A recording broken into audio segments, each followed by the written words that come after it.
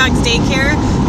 We're actually on the road today. We're out training some dogs, so I thought I'm gonna multitask here and do welcome back to Water Dogs Weekly. We've been on a bit of a hiatus, but now we are going to come back. So once again, we'll remind everyone to post your questions, anything you're struggling with, anything your dog is struggling with. If you just have a question, put it out there and we will do our best to help you out and help give you examples of what you need to do to get a better dog.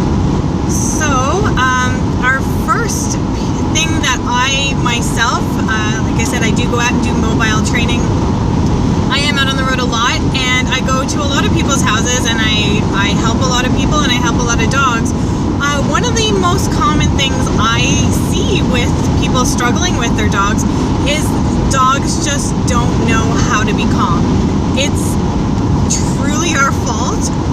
We are humans. We live in a fast-paced society. We are all about instant gratification. It's just go, go, go all the time, and that's fine if you're a person and you're okay with it. I know most of us don't even really like it, but it's just the way we've made our lives. But dogs just can't process things as quickly and with as much reason as we can. So dogs really struggle to stay calm in our chaos.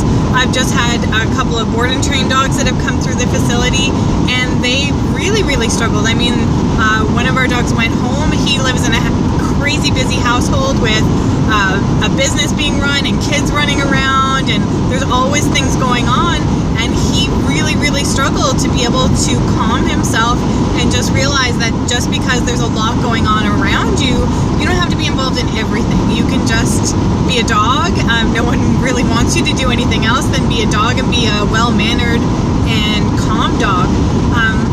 So something I say I can do, and a lot of really good trainers out there, if you're looking for a trainer, ask if you can teach calm on command. It actually, as far as I'm concerned, being calm is a command, just the same as anything. It does have to be taught. It's not something that a dog will go from being, a wild and crazy, silly, fun puppy to learning how to just lie down and take it all in when life is going on around them. But it's definitely a coping skill.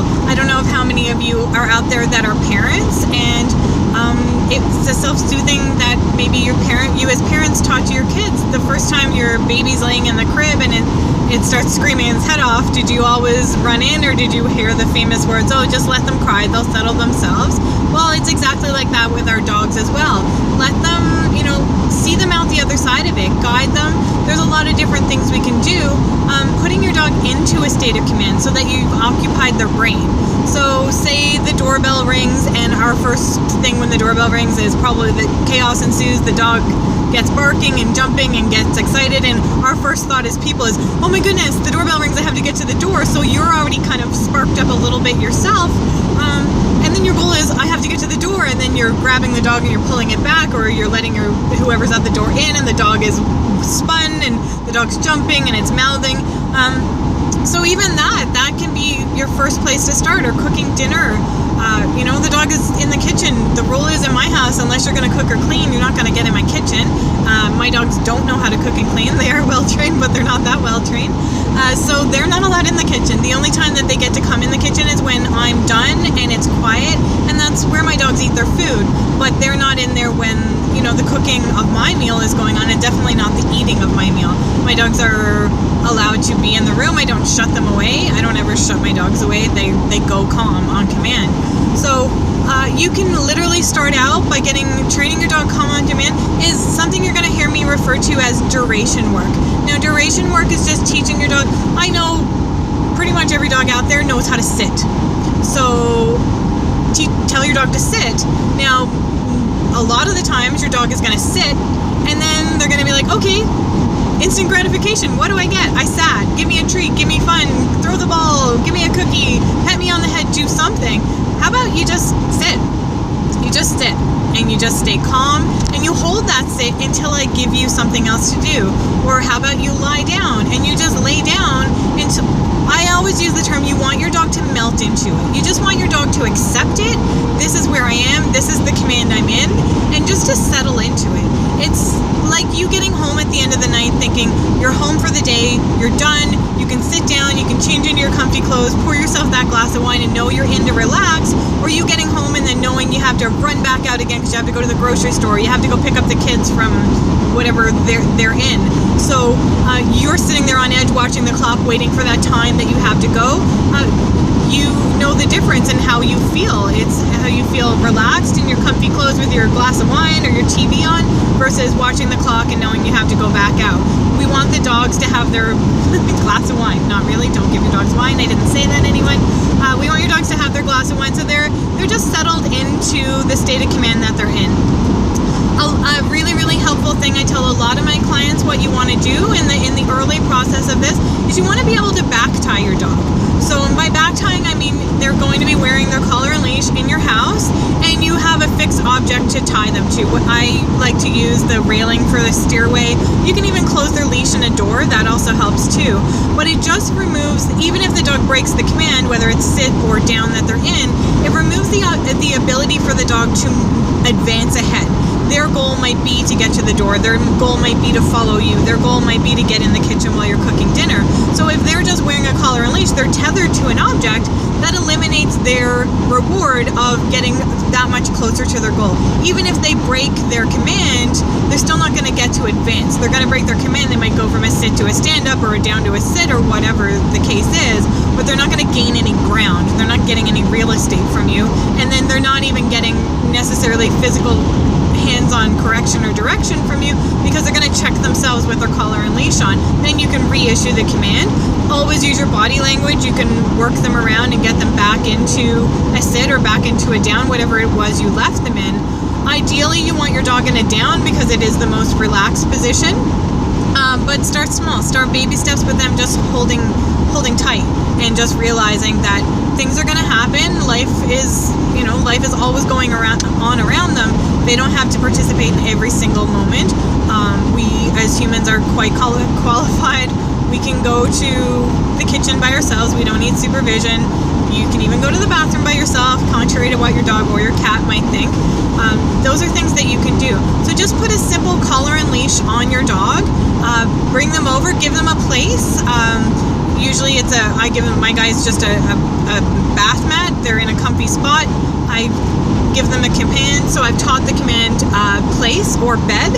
So that's something you can teach your dog. You assign them a spot. So you give them place. Place to me is go hit that and sit down, lie down. It doesn't really matter to me what you do. I just want you to imagine like there's magnets in the floor and you want your dog holding that place and they can't get away from that magnetic pull.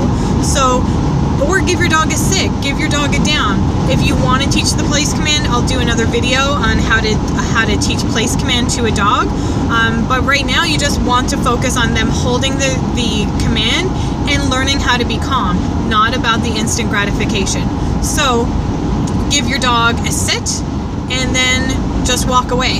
I personally don't use the word stay. Stay is another word that we use as humans. Why teach your dog extra words if it's just, then it becomes a game of Simon Says. I said sit, you didn't say stay, so I'm going to get up this time. I said sit, which means sit until further notice. Sit until I give you something else to do, or I use a release word, a break word, which is, for me, it's break, and that allows my dogs to go be dogs and go have fun and go do whatever they want. But they've been commanded into a break as well. So what you need to do is your dogs, they will protest. They will struggle because they've never had to do this. They're all about, I sit, give me the cookie. I sit, I give you my paw. This is how this works. You move, I follow you. You drop something, I pick it up off the ground. They're very much in a hustle. And that to me is, I see dogs struggling. Dogs who can't calm themselves and soothe themselves and be okay with life going on around them. There's really, I feel bad for those dogs. My heart aches for them. I see them mentally struggling, and a lot of people don't see it that way or didn't think about it that way. But that really is a dog who's in super high anxiety, and I know I would never want to live my life at that level of anxiety. I can't think of anyone that would want to live their life at such a high, crazy level of anxiety of where we go and what we do and everything's going on around me. Oh my God, oh my God. I'd rather just know my place and know my job and be okay with it. So I really, really, really want to see everyone try and teach calming your dogs. It can be done. It takes a lot of time. It takes a lot of patience on your behalf. It takes a lot of patience on your dog's behalf. But it's definitely something you will see. You will get a better dog for it because they understand that, wow, look at this. I can actually, I can just lie here and things can go on around me. I don't need to be involved in everything. And I'm fine. I'm content. I'm confident. It does help build confidence too. A lot of people think, oh, my dog loves me because they follow me to the bathroom. No, your dog doesn't know how to be out of your sight, and that's the start of separation anxiety. Then if your dog can't cope when you're in the house, what do you think they do when you walk out of the house and you leave them? That's when dogs are like, oh my God, I'm totally alone. What do I do? What do I do? But if you've taught calm, once again, your dog's like, okay, have a great day. See you when you get home. As long as you're fair to your dog and you're mentally using what they have, mentally draining them, physically draining them, you can exercise a dog a lot. If you want to mentally challenge a dog and really tire a dog out, do 15 to 20 minutes of duration work with them and see how pooped they are at the end. They want to lie down and they want to take a break and they're done. So it's just something that I'd like to see everyone participate in. Every dog I have met, I would say 95% of the dogs I've met and the dogs that I work with and that I travel to, they struggle with calm. We have dogs that come to daycare on a daily basis and they struggle with calm. It's something that we teach at daycare. We really, really participate in working towards getting these dogs to understand that even at daycare, like, we are going to have quiet time. We need a break. The dogs need a break. The dogs don't realize it at that time because they're there to have fun and we have tons of fun. But we also know, we see them getting tired, and that's when, you know, they can get a little cranky or they can get a little agitated with each other. So why not just put everybody into a state of calm? And it has a ripple effect. It really does. We'll get 1 or 2 dogs down. The next thing we know, everybody's crashed. Everybody's having a quiet time. Whether they pass out asleep or not is totally up to them. But you're just not going to be on the move.